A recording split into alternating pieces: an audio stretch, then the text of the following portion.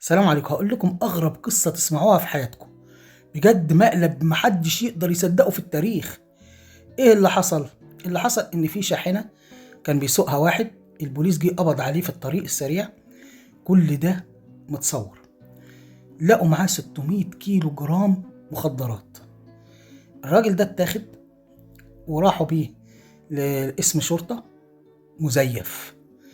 اسم شرطه مزيف، واتحقق معاه واتنقل لسجن مزيف.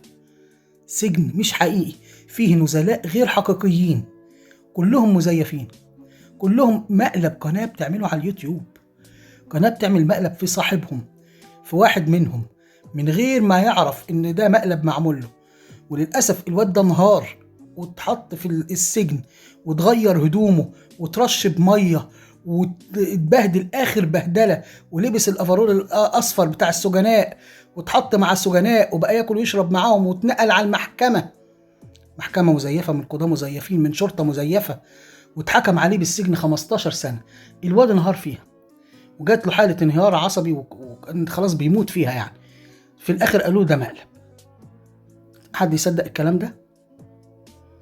قناة على اليوتيوب علشان تعمل مشاهدات وتحقق كل المشاهدات اللي هي عايزاها، تعمل سجن ومحكمة وقسم شرطة ويرعبوا واحد ويضيعوا مستقبله وحياته، وتسود وعينه وتضيع ويعيط ويبكي وكل ده هو مقلب.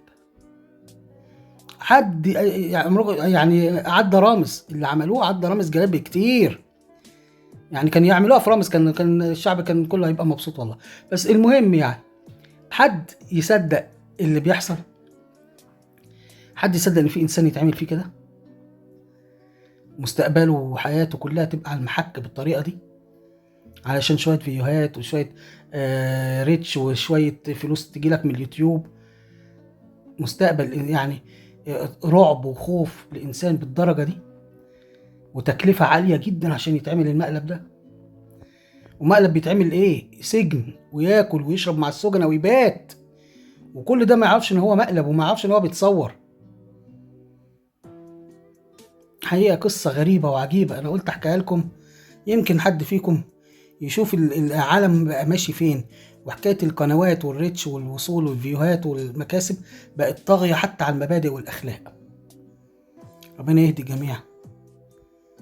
تابعوني، معكم محمد ابو فرح، سلام عليكم.